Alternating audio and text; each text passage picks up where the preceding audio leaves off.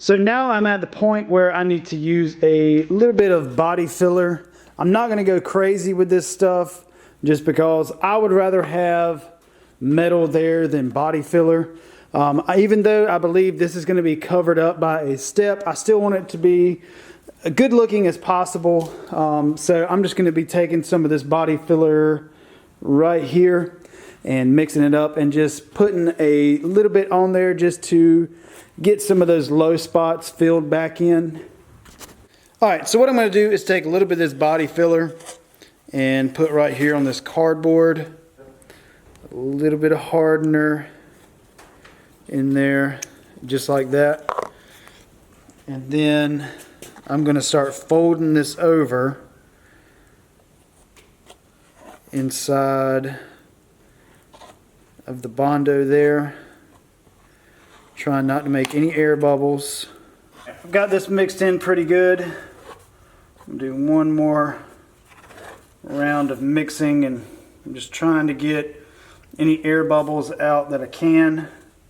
So now I'm just going to come in here and just start pushing. Get all that goodness in there.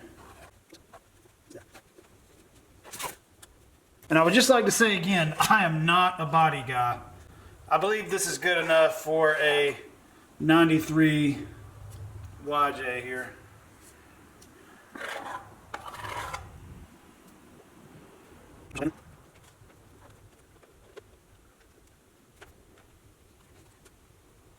Now that I've got this all the way on here, I'm going to take this first layer of tape off. Like that, and I'm going to be putting some more back. Since I got Bondo on the tape, I don't want the Bondo to dry to the tape.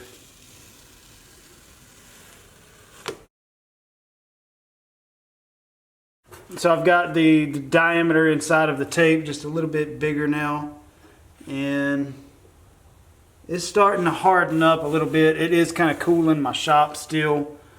So I'm going to let this sit for about 30 minutes before I start coming back over it with anything like that. It's still kind of damp to the touch. So in the meantime, I'm going to start cleaning out the inside of this Jeep here. So as you can see right here, all the rust that has come off of that area. Oh, sick, a quarter. Go ahead and add it up. Every cent's accounted for.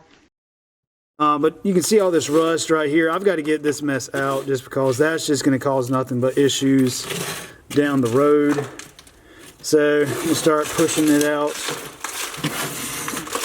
down the water hole there. Let's see if I can get this cleaned up, because I'm going to have to end up sanding all this.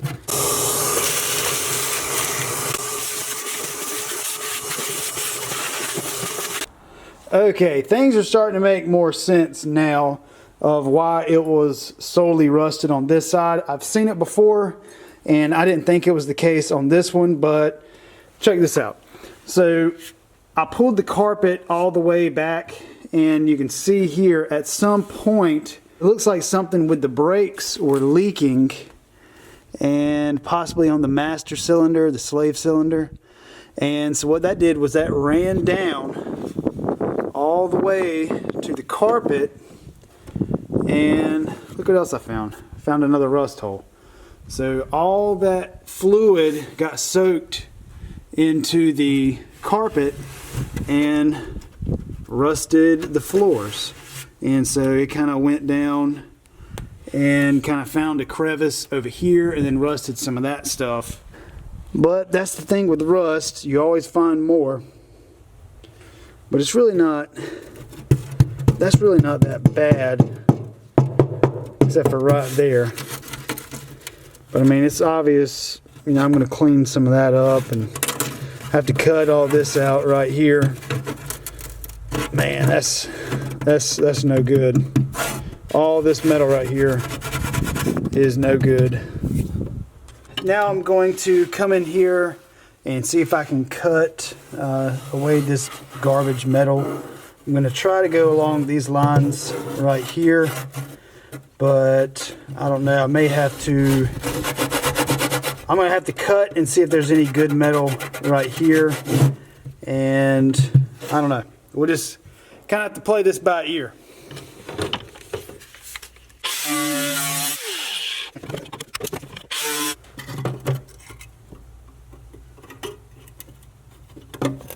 So on the back side, it's not as rusty as I thought it was going to be, which is good. But you can kind of look at this piece of metal and see what type of material that we're working with. Obviously right here, that's good metal. That's good metal. That's good metal.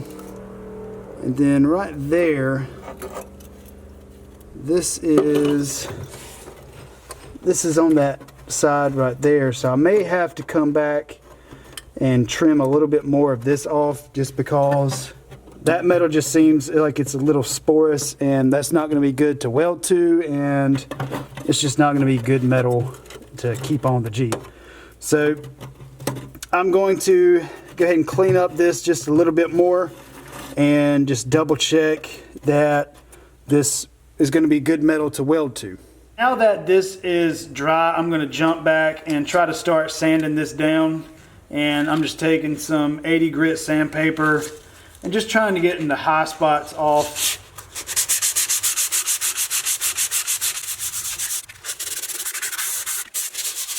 Now that everything is smooth to me, I'm going to take my little sanding brick right here and just kind of go over it. I have no idea what grit this is, so yeah.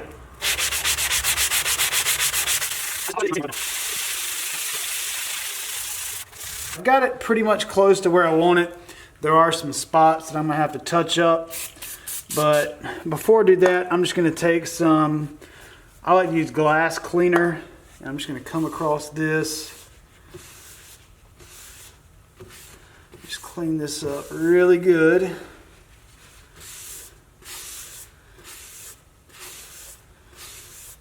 Now I can kind of see what I'm working with here.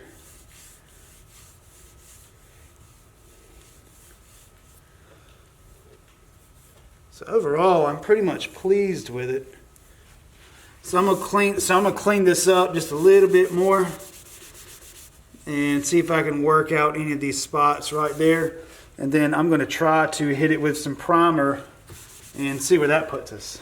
That I have everything smoothed out, I did have to come back in, just put a little bit of primer, a little bit of body filler, just to go back over it once again. But so I'm going to be putting on some Rust-Oleum primer, and got some new tape on right here, got it all clean, and now I am basically ready to put some primer on there. So I'll go ahead and start putting just a thin coat of primer on. So I've got the primer on right here, and I believe I put it on just a wee bit thick, but it'll be okay. So I'm going to be sanding this back down just to kind of get some of my low and high spots. This just kind of helps me figure out my lows and highs on here. So I'm going to let this sit for, let's see, dries to the touch in 24 hours. I'm going to let this dry for 24 hours, and then we'll come back and see what it looks like. So it's a couple of hours later, and I just wanted to kind of show you. It's pretty dry. You can't really scratch it off with your fingernail. That's on the tape that I was scratching. But while I'm letting this dry, I'm going to dive back into this center section right here. And you can see I cut out a lot more than I had originally shown. And let me show you why. So this piece is what I had originally cut out. And you can see right there that the metal starts getting kind of sketchy. And then once I cleaned this up really good, this was the part that was underneath it, I realized that it had some rust in it also. So you can see it actually broke through in a couple of spots when I was testing it. So yeah, might as well go ahead and cut it all out and make it good. And you can see on the back side it wasn't far from making holes. And then I tested this other side right there, and it, even though it's pretty cratered, I'm going to treat it with some Por 15. That way it doesn't get any worse, but I don't think it needs to be replaced. I could not get it to break through like I did right here. So now I'm going to basically make a new piece from this piece right here and see if we can get a patch panel made.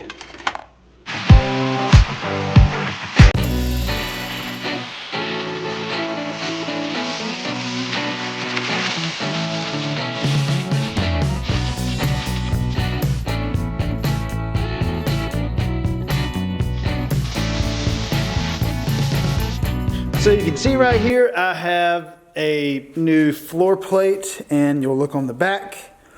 I did hit it with some Steel It or some weldable spray paint, and that way whenever I weld this in, I know that it's not going to be rusting on the back side now. So it's pretty cool. On a Saturday night. Luckily I can put my hand in between the tub and the subfloor right here. And full disclosure, I've already tested this, so I know it fits. But for the whole YouTube stuff, we're going to see if this fits. So you can see it fits pretty good. I do have to bend just a little bit more on that corner right there.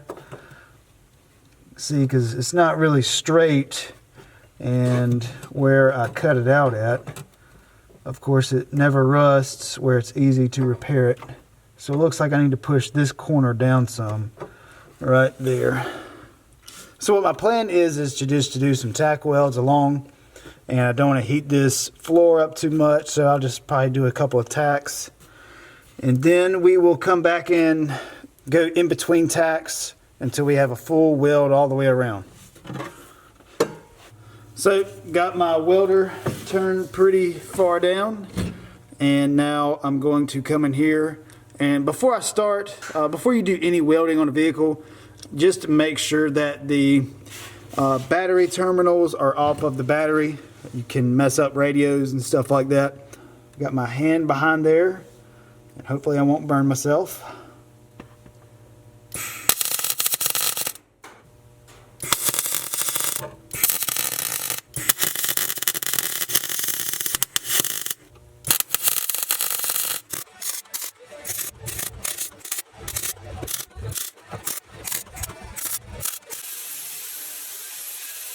You can see right here, I've got everything kind of ground down just a little bit. Whoa, trying to get where y'all can see. So, still kind of warm right now, but like I said, you know, I can touch it and it doesn't burn my hands just because I didn't want to heat up this metal right here. But I'm pretty pleased with it. I did burn through a spot somewhere up here, but I fixed it. I kind of got happy with the weld, and I introduced too much heat into the weld and it kind of blew through. So I fixed that, and then I just went back and I just grinded everything down just because it looks nice. Even though it's not going to be seen, I still want it to look nice. It's just good practice, I guess. What I'm going to do is I'm just going to hit everything with some Por 15. That way it kind of seals up any pinholes that I may have. Because I don't want any exposed raw metal, and I'm going to Por 15 the front and back side of this, so I can reach my hand behind here and get to the back side to put some Por 15 on, and that's what I'm going to do. So on stuff like this, I like to use Por 15. Apparently the lid dried on and I busted into it, but this is some serious stuff. So I guess the lid dried onto it. So what I did was I hit a towel with some brake cleaner, and then I went over all this. This just kind of goes right in. So I started using this stuff whenever I was building Beef Cheeks, my 79 Cherokee. And I had really, really good results when I was redoing the floors in that. just because it was completely rusted everywhere. And I had really good results out of that. And so what I'm doing is I'm just kind of circling all around my welds, just pushing and pulling, just making sure that there's no pinholes anywhere. This might be overkill, but I've busted the bottle, so I got to use it. And what's cool is you can see this is waterproof. You apply over rust, and it's basically a filler and seam sealer. So that's what I'm going to use on the back side of this tub right here, where I said I was going to be putting seam sealer. I'm just going to use some of this instead of my typical seam sealer. So this is the back side of the tub patch that I fixed. And so I'm just going to take some of this seam sealer, just kind of push into here. And I'm just going to use this Pour 15 as my seam sealer. Just going to get all around my welds.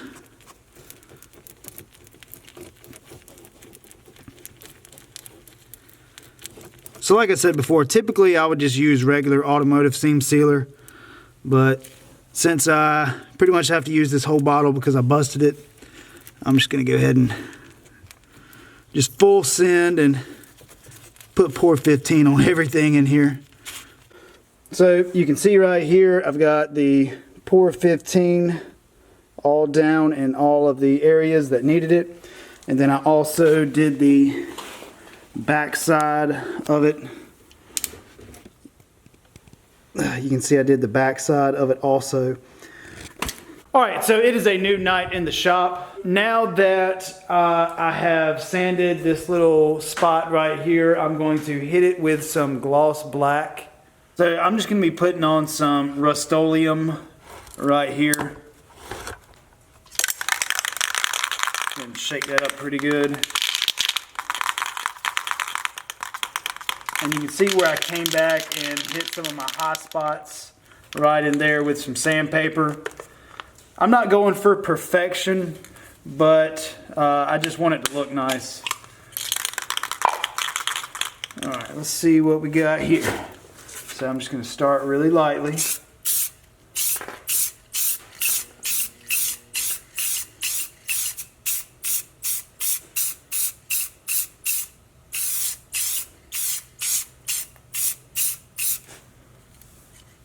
Sweet. I'm just going to turn the heat on in the shop, let this kind of bake on. So the paint is still wet right now, and you can see I've got a run here I've got to fix. For what this Jeep is, I think this will be just fine. I know that the rust is gone, and I believe he's going to be putting some armor or some steps over this anyways. So I'll kind of show you what it's like with the light over it. But if you look inside, so you can see that's all the rust repair. Oops, that's all the rust repair right there. You can see right there we seam sealed it all the way down. So I did go back in here and sand a lot of this surface rust out.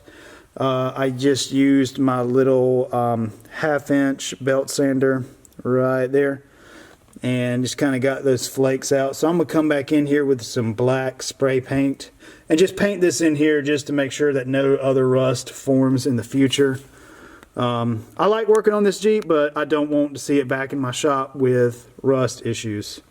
But anyway guys, I really appreciate y'all watching me do the rust repair on the tub on this YJ. I will be doing a part 2 where I go in and cut the frame out of the back on both sides. I'm gonna have to drop the gas tank, cut the frame. It's gonna be pretty involved, so I want a video alone for this one and then a video alone for that one. But anyway guys, I really appreciate you watching. If you don't mind, hit that like button and make sure that you are subscribed so you don't miss out on any other content. But anyway guys, we'll see y'all in the next one.